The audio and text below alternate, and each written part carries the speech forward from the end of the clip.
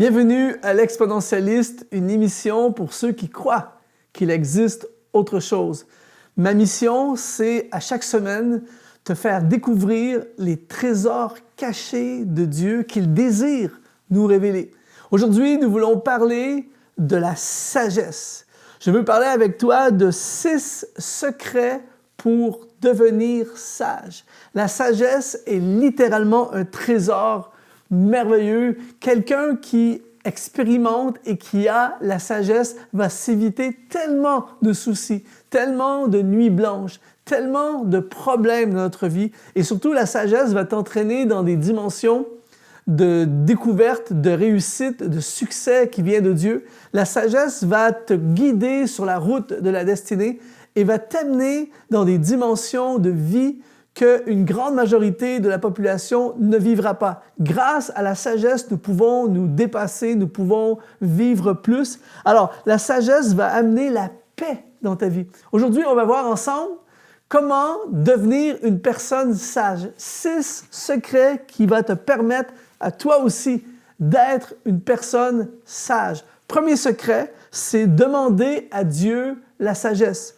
Dans le livre de Jacques, au chapitre 1, au verset 5, il nous dit « Si quelqu'un d'entre vous manque de sagesse, qu'il la demande à Dieu qui donne à tous simplement et sans reproche, elle lui sera donnée. » C'est une excellente nouvelle. Dieu donne la sagesse à ceux qui la demandent. Alors, je te propose aujourd'hui de venir devant Dieu et de commencer à chaque jour de ta vie à demander à Dieu sa sagesse. Le mot « demander » ici dans le grec, c'est le mot « aiteo » qui veut dire requête ou pétition. Tu peux littéralement plaider devant Dieu et lui demander sa sagesse. Salomon, le roi Salomon, était connu comme l'un des hommes les plus sages de son époque.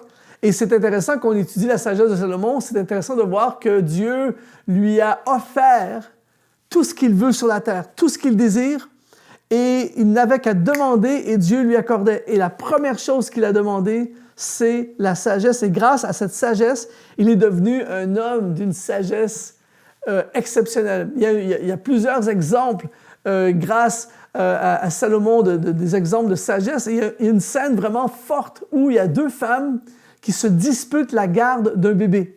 Les 2 disent « c'est mon bébé, c'est mon bébé ».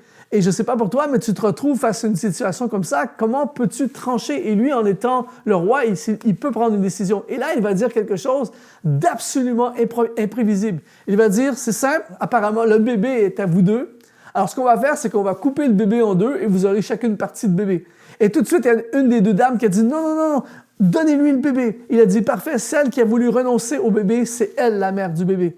Alors, c'est un truc de fou, un truc de sagesse énorme. Salomon s'est littéralement démarqué à cause de la sagesse. Alors, si toi aussi, tu veux de la sagesse, demande à Dieu sa sagesse. La deuxième façon de devenir quelqu'un de sage, c'est lire le livre des Proverbes. Mon ami, c'est un trésor dans ma vie. Depuis plusieurs années maintenant, dans le livre des Proverbes, il y a 31 chapitres. Il y a, à chaque mois de l'année, il y a 30 ou 31 jours. Depuis plusieurs années, ce que je fais, c'est que je lis un chapitre des Proverbes selon la date. Si on est le 23, je lis le chapitre 23. Le 28, je lis le chapitre 28. Et à chaque jour, je lis un chapitre des Proverbes. Et ce que je fais, c'est que je lis et je souligne les passages qui me parlent et je transfère dans mon journal personnel, je transfère des commentaires sur le Proverbe et à chaque jour du mois, je peux plonger dans les Proverbes. Je peux t'assurer ceci. Quand tu viens imbiber du livre des Proverbes dans tes pensées, ça affecte littéralement ta façon de voir la vie. Ça affecte tes décisions lorsque tu as des choix à faire. Et plus tu connais le livre des Proverbes, plus tu peux manifester la sagesse. Je te donne un exemple. Si par exemple, sur Facebook, sur YouTube, sur les réseaux sociaux, quelqu'un t'attaque. Ça arrive parfois malheureusement des gens qui vont nous attaquer et dire même des méchancetés. Eh bien, tu peux partir en guerre contre cette personne et répliquer et dire... Ou bien, tu peux décider d'adopter la sagesse et prendre le Proverbe 23, verset 9, qui dit « Ne parle pas aux oreilles de l'insensé, car il méprise la sagesse de tes discours. » Tu peux partir en guerre ou dire « À quoi ça sert de débattre avec l'insensé? » Et là, au lieu de t'embarquer dans des trucs de combat, tu deviens sage et tu te retires. Tu effaces le commentaire ou quoi que ce soit. Par exemple, à ton travail, tu as un bonus. Tout à coup, ton patron ou la société où tu travailles te donne un chèque ou te donne une somme d'argent pour te remercier. Tout ça, tu peux partir avec cet argent, dépenser l'argent en t'achetant le dernier gadget, ou bien tu peux utiliser la sagesse de Proverbes chapitre 6 au verset 6 et 8. « Va vers la fourmi paresseuse, considère ses voies et deviens sage. Elle prépare en été sa nourriture, elle amasse pendant la moisson de quoi à manger. » Tu peux dépenser ton argent ou bien gérer avec la sagesse. Alors, plus tu lis le livre des Proverbes, plus ton niveau de sagesse va augmenter. Je te mets au défi à partir de demain matin.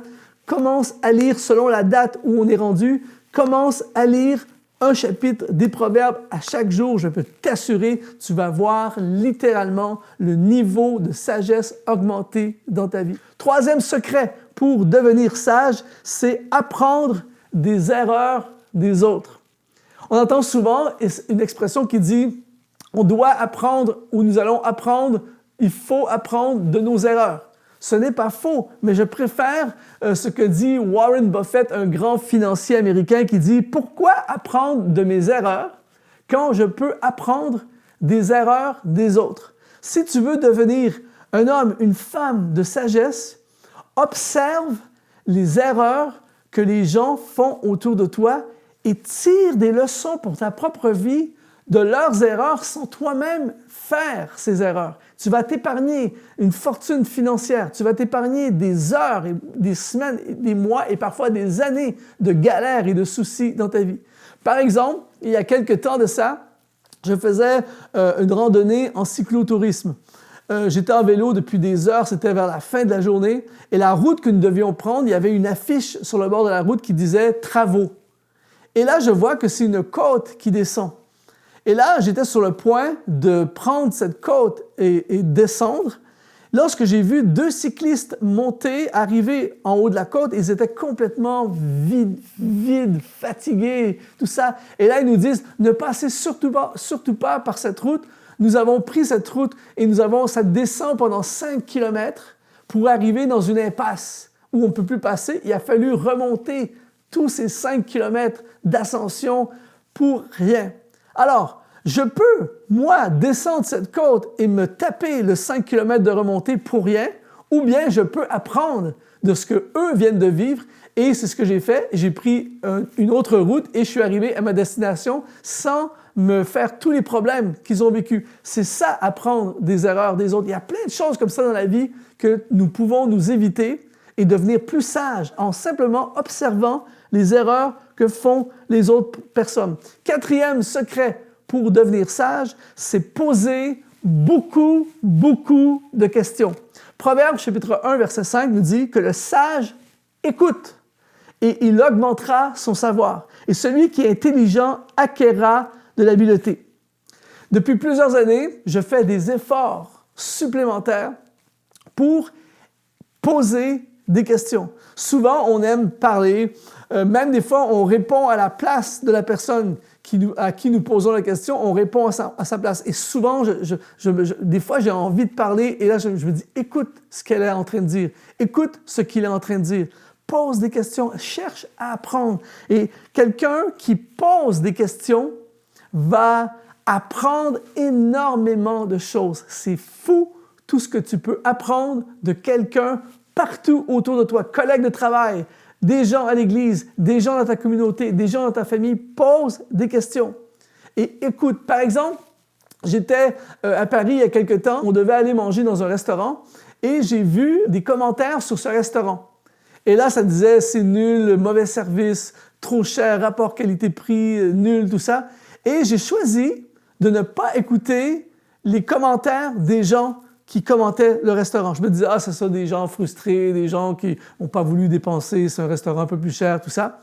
Et quand je suis arrivé à ce restaurant, c'était absolument nul. Trop cher, pas bon, mauvais service, exactement ce qui avait été écrit dans les commentaires. Si j'avais écouté, je me serais évité un repas au restaurant gaspillé, trop cher et tout ce qu'on a vécu par la suite. Donc, il y a plein de choses comme ça que tu peux apprendre et devenir plus sage en posant des questions que le sage écoute. Je lisais récemment que le grand philosophe Socrate était reconnu comme pour son immense sagesse. C'était quelqu'un 500 années avant Jésus-Christ qui était reconnu pour sa grande sagesse. Et ce qui est intéressant dans le phénomène de Socrate, on appelle ça l'ironie socratique. L'ironie socratique, c'est simple, il était celui qui en savait plus que les autres. Et pourtant, quand il parlait avec les autres, il semblait être le plus ignorant de tous. Pourquoi? Parce qu'il posait constamment des questions. Et il disait, la seule chose que je sais vraiment, c'est que je ne sais rien. Et lorsque tu es en mode poser des questions, c'est fou à quel point tu peux apprendre des choses. Donc, si tu veux être une personne sage à partir d'aujourd'hui, pose des questions aux gens autour de toi et tu vas apprendre énormément. 5e secret pour devenir sage, et celui-ci, il est extrêmement puissant, c'est étudie l'ingénierie du succès.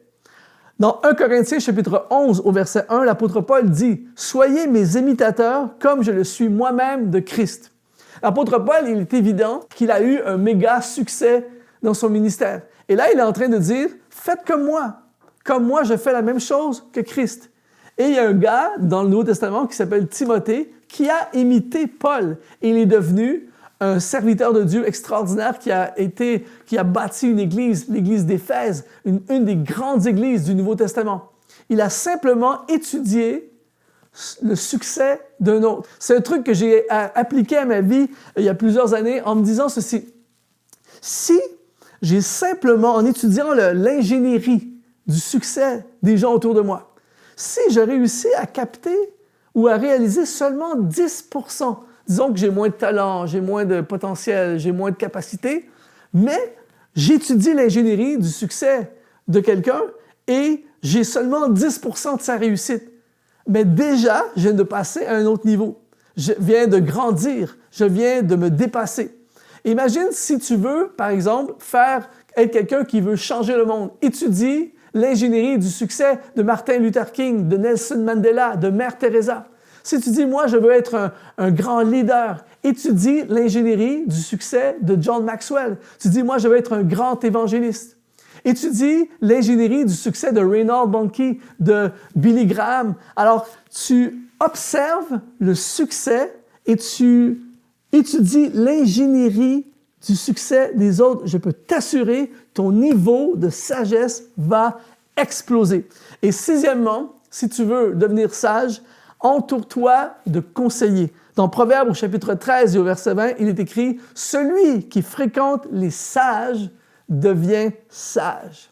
Avoir des conseillers autour de toi, fréquenter des gens sages autour de toi va inévitablement augmenter ton niveau de sagesse. Imagine si tu fréquentes des gens qui sont sages au niveau financier, des gens qui sont sages au niveau spirituel, des gens qui sont sages dans leur carrière, des sages au niveau familial, sages au niveau du ministère, peu importe la dimension, eh bien, tu vas toi-même grandir dans ton niveau de sagesse. Celui qui fréquente les sages devient sage. Aujourd'hui, tu peux devenir toi aussi un homme, une femme de sagesse. Tout ce qu'il faut faire, c'est suivre ces 6 principes et tu vas passer au niveau de la sagesse. J'espère que cette émission t'a inspiré. Je veux t'offrir une formation gratuite pour ta destinée, 4 réponses pour le succès de ta destinée. Tu vas sur exponentiel.net/gratuit et nous t'offrons cette formation tout à fait gratuitement. Ici Luc Dumont, ça a été un honneur de te servir. Que Dieu te bénisse. À la prochaine.